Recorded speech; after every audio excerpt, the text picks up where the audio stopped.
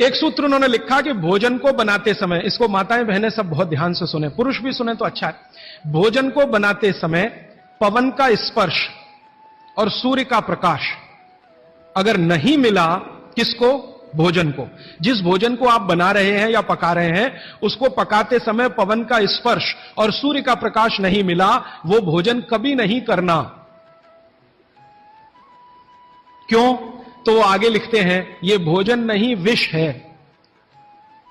और फिर आगे लिखते हैं कि दुनिया में दो तरह के विष हैं।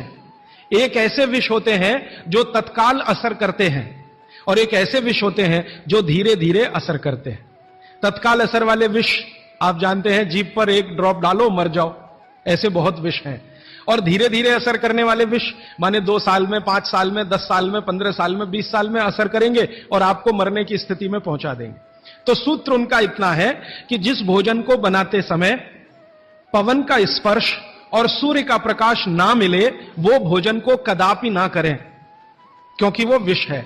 अब ये तो सूत्र है, पहले संस्कृत है, मैंने वो हटा दिया, संस्कृत नहीं कहा, सीधे हिंदी में कहा। अब इस हिंदी का विश्लेषण करें, हम कहना क्या चाहते हैं वो, और आज के हिसाब से विश्लेषण करें, सन 2007 के हिसाब से विश्लेषण करें। अब तक मैंने जो बोला वो बागभट्ट जी का हिस्सा था, अब जो वो बोल रहा हूं वो मेरा हिस्सा है। बागभट्ट जी कह रहे हैं कि प्रेशर कुकर का भोजन ना करें, क्योंकि प्रेशर कुकर एक ऐसी तकनीक है जिसमें भोजन बनाते समय ना तो सूर्य का प्रकाश जा सकता है, ना पवन का स्पर्श उसको मिलेगा। प्रेशर कुकर से जो भी है वो हवा बाहर तो आ सकती है, बाहर की हवा अंदर जाने की उसमें कोई डिवाइस नहीं है, कोई रास्ता नहीं। सूर्य का प्रकाश उसमें अंदर जाए ऐसी कोई टेक्नोलॉजी उसमें डेवलप नहीं हुई है। तो भागवत जी ने 3500 साल पहले कहा, शायद उनको यह अंतर चेतना में आ गया होगा कि ये कभी ना कभी आदमी प्रेशर कुकर बना ही लेगा। ये मैंने मजाक में कहा, लेकिन आज के हिसाब से आपको समझ में आए इसके लिए। तो वो ये कहते हैं कि प्रेशर कुकर का भोजन ना करें, माने हमारे घर में एक प्रेशर कुकर है जिस पर भागवत जी का सिद्धांत लागू नहीं होता। माने सिद्धांत ऐसे लागू नहीं होता कि हम उसका खाना खाएं, ना खाएं, वो विष है। फिर मैंने वैज्ञानिकों से बात की कि ये प्रेशर कुकर का भोजन विष है, ऐसा भागवत जी कहते हैं, आपका क्या कहना है? तो हमारे देश में CDRI नाम की एक बड़ी लेबोरेटरी है, सेंट्रल ड्रग रिसर्च इंस्टीट्यूट। वहां के 2 साइंटिस्टों ने कहा कि यार काम तो हमने करके देखा है, बात सही है भागवत जी। मैं कहता हूं ये टीवी पे बोलो, तो उन्होंने कहा ये प्रेशर कुकर कंपनियां गर्दन काट देंगी हमारी, टीवी पे नहीं बोल सकते हम, तुम चाहो तो बोलो। मैंने कहा आपकी रिसर्च क्या कहती है? वो ये कहते हैं कि ये जो प्रेशर कुकर है ज्यादा से ज्यादा या 99% एल्यूमिनियम के बने हुए हैं।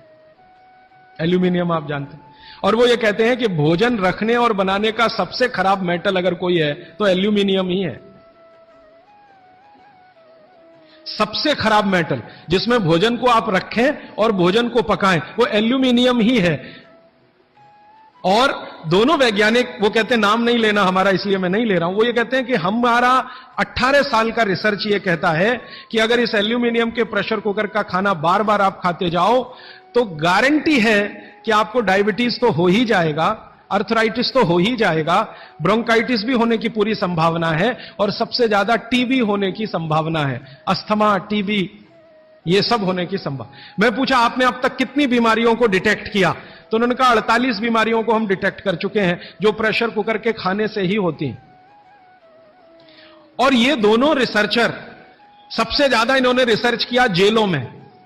जेल है ना हमारी, वहां सभी कैदियों को एल्यूमिनियम के बर्तन में ही खाना मिलता है, आप जानते हैं। तो ये दोनों वैज्ञानिक लखनऊ के हैं, लखनऊ की जेल में, लखनऊ के आसपास की जेलों में इन्होंने बहुत काम किया। वो जेलों में जाते हैं और जो कैदी एल्यूमिनियम के बर्तनों में खाना खाते हैं उनके ऊपर उन्होंने बहुत काम किया। और उन्होंने कहा सबका जीवन कम होता है और जीवन की शक्ति कम होती है, प्रतिकारक शक्ति कम होती है और रोग बहुत जल्दी उनको आते हैं।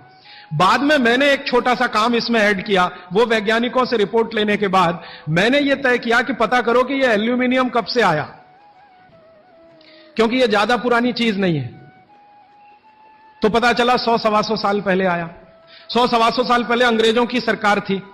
अंग्रेजों की सरकार के वैज्ञानिकों ने एल्यूमिनियम को हिंदुस्तान में इंट्रोड्यूस कराया। और आपको सुनकर हैरानी होगी कि अंग्रेजों की सरकार का जो पहला नोटिफिकेशन आया एल्यूमिनियम के बर्तन बनाने का, वो जेल के कैदियों के लिए ही आया। और उनका यह तय हुआ था कि जेल के कैदियों को एल्यूमिनियम के बर्तनों में ही भोजन दिया जाए, क्योंकि ये सब भारत के क्रांतिकारी हैं और अंग्रेजों को इन्हें मारना है।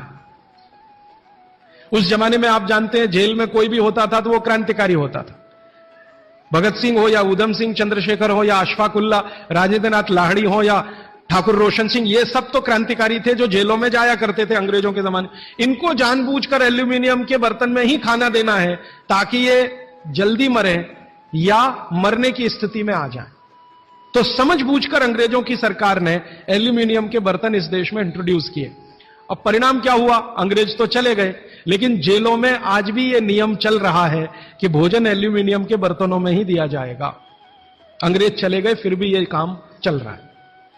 और अब मुश्किल यह हो गई है कि वो जेलों से हमारे घर में आ गया और हमारे घरों से ज्यादा गरीबों के घर में आ गया। ज्यादा गरीब लोगों के भोजन तो सारे एल्यूमिनियम के बर्तनों में ही बन रहे हैं और वो बेचारे बिना जाने बूझे ट्यूबरकुलोसिस और अस्थमा जैसी बीमारियों के शिकार हो रहे हैं।